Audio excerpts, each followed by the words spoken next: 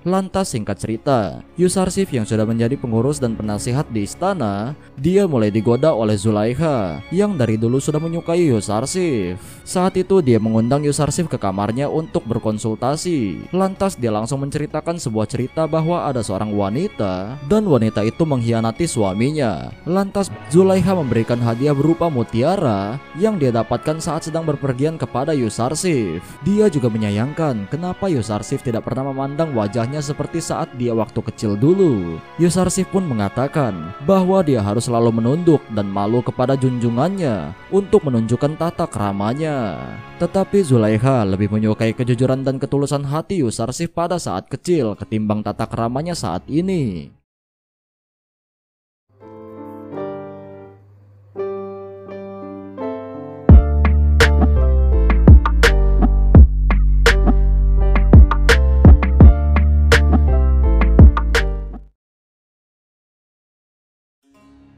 Singkat cerita, Yusarsif yang sudah menjadi penjaga serta penasihat istana kembali mengembalikan pekerjaan penghidang makanan dan pembaca cerita kepada Huya dan Sufer.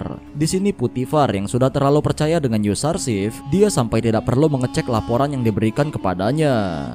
Saat itu Zulaikha yang tiba-tiba datang pun kini memuji Yusarsif yang bisa membuat semua penghuni istana merasa nyaman. Sebelumnya Zulaikha tidak pernah memuji orang lain, namun kali ini dia memuji Yusarsif di depan Putifar, dan hal itu membuatnya merasa aneh karena biasanya Zulaikha lah yang biasa dipuji oleh orang-orang.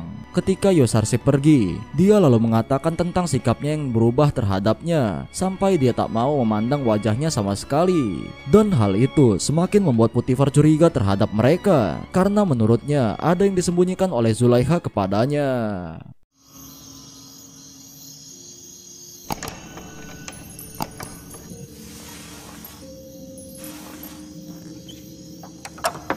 I leave myself in thy protection. Pada malam harinya Zulaikha menyaksikan sendiri bahwa Yusarsif sedang berdoa kepada Tuhan selain Amun, dan hal itu langsung membuat Kalimama kembali menghasut Zulaikha untuk melaporkan kejadian itu kepada Putifar dan Anik Mahu agar Yusarsif segera ditangkap dan dihukum. Akan tetapi Zulaikha mengancam Kalimama jika dia menyebarkan berita itu, maka dia akan dibunuh olehnya.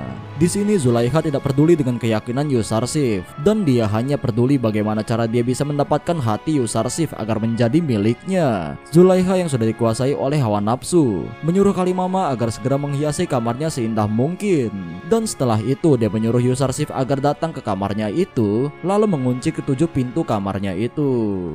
Di sini Zulaikha berniat untuk menunjukkan kepada Yusarsif jika dia adalah budak dan harus mematuhi majikannya.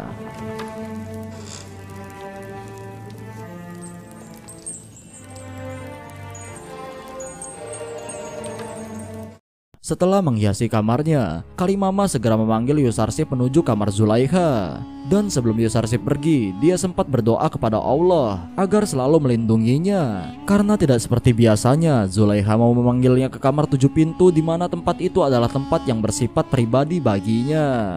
Di saat Yusarsif sudah masuk ke dalam pintu kamar Zulaikha, Kalimama segera menutup semua pintu lalu menguncinya rapat-rapat. Setelah Kalimama pergi, Zulaikha langsung menggoda Yusarsif agar dia mau memuaskan hawa nafsu Zulaikha yang sudah tak terbendung lagi. A slave must obey me. What do you want? I take refuge in God.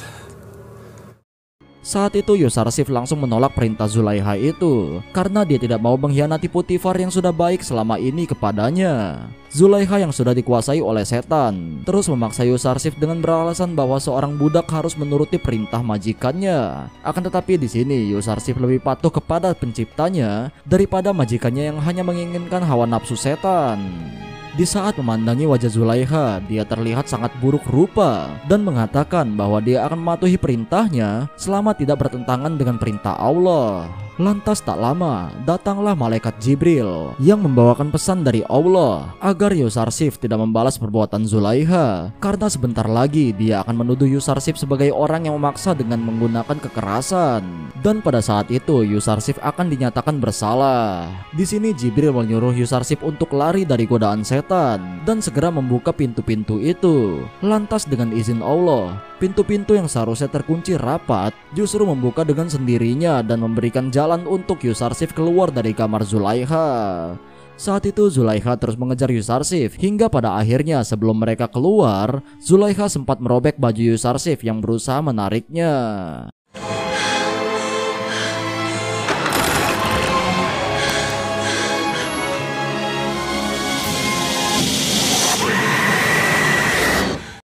Dan saat mereka keluar dari kamar itu, tak disangka Putifar sudah berada di depan mereka. Putifar yang sangat marah langsung menyuruh mereka menjelaskan apa yang sebenarnya terjadi. Ya, benar saja guys. Seperti yang sudah dikatakan oleh malaikat Jibril. Di sini Zulaikha menuduh Yusarsif karena telah menggodanya dan dipaksa untuk memuaskan nafsu Yusarsif. Yusarsif yang tidak mempunyai saksi membuat Putifar mempercayai perkataan istrinya dan akan segera menghukumnya. Oh ya, padahal sebenarnya ada dua pelayan yang mengetahui bahwa Yusarsif tidak bersalah, tetapi mereka tidak berani untuk bersaksi kepada Putifar karena mereka takut dengan Zulaikha.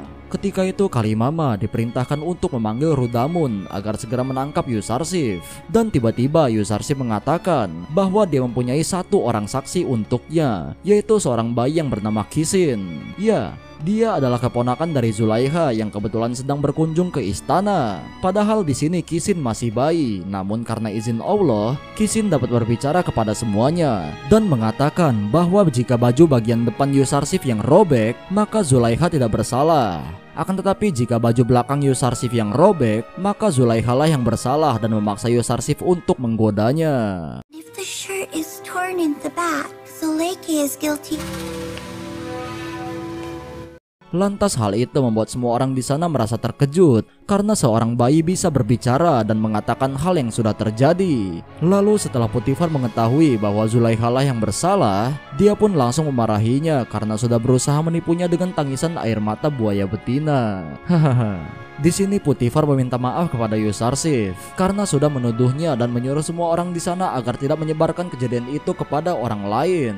Lantas saat itu Zulaikha mengungkapkan kepada Kalimama bahwa seorang bayi bisa berbicara dan mengungkapkan apa yang sebenarnya terjadi. Zulaikha masih merasa aneh karena Kisin mengatakan bahwa dia berbicara atas izin Tuhan Yang Maha Esa. Dia juga bingung karena pintu yang terkunci rapat bisa membuka sendiri seolah-olah memberikan jalan kepada Yusarsif. Kalimama pun berkata kepada Zulaikha, mungkin saja Yusarsif menggunakan sebuah sihir dan juga menyihir semua penghuni istana agar menyukai dirinya. Tetapi Zulaikha langsung menyangkal tuduhan itu karena dia sendiri tahu bahwa sejak kecil Yusarsif tumbuh di istana dan tidak berguru kepada guru sihir manapun.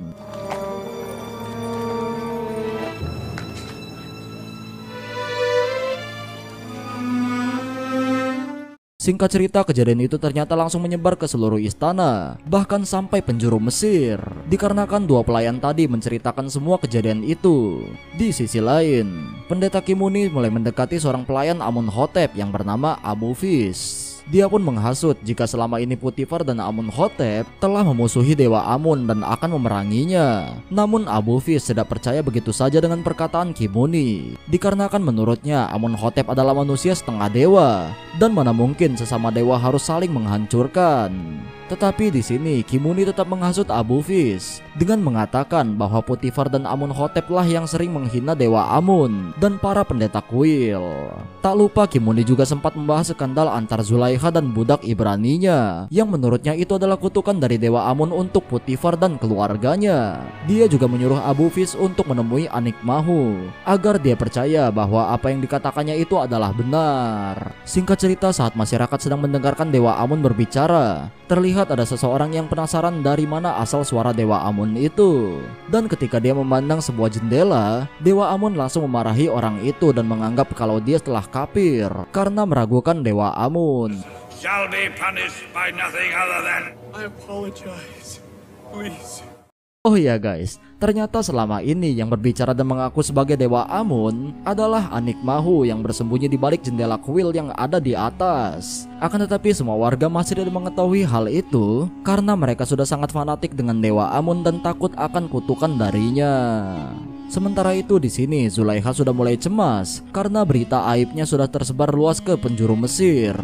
Kalimama juga menjelaskan bahwa seluruh wanita bangsawan Mesir mulai menjelek-jelekan Zulaikha karena sudah tertarik dengan seorang budak. Ketika itu Zulaikha pun langsung marah mendengarnya dan akan membuktikan ke semua wanita bangsawan Mesir jika mereka ada di posisinya maka mereka juga akan melakukan hal yang sama kepada Yusarsif. Singkat cerita, datanglah Anik Mahu ke istana Potifar untuk menanyakan tentang kejadian skandal antara Zulaikha dan Yusarsif. Lantas ketika dia sampai di istana, hanya Yusarsif saja yang tidak memberikan hormat kepadanya dan pada akhirnya Anik Mahu mengetahui sosok Yusarsif yang sesungguhnya. Di saat Zulaikha dan Potifar menemui Anik Mahu di kuil Dewa Amun, Anik Mahu langsung memarahi mereka dikarenakan Zulaikha telah berbuat hal yang tidak terpuji. Ketika itu Zulaikha yang dianggap sebagai dewi terbesar kuil Amun justru melakukan skandal dengan seorang budak yang tak tahu tata krama karena tidak memberikan hormat kepada Anik Mahu. Potifar yang mendengarnya hanya cuek dengan semua ocehan dari Anik Mahu itu, dan Zulaikha yang sudah semakin terpojok meminta kesempatan kepada Anik Mahu bahwa dia bisa membuktikan kepada semua orang kalau dirinya tidak bersalah. Lantas Anik Mahu pun akan melihat apa yang akan dilakukan oleh Zulaikha untuk membersihkan aibnya dari semua orang.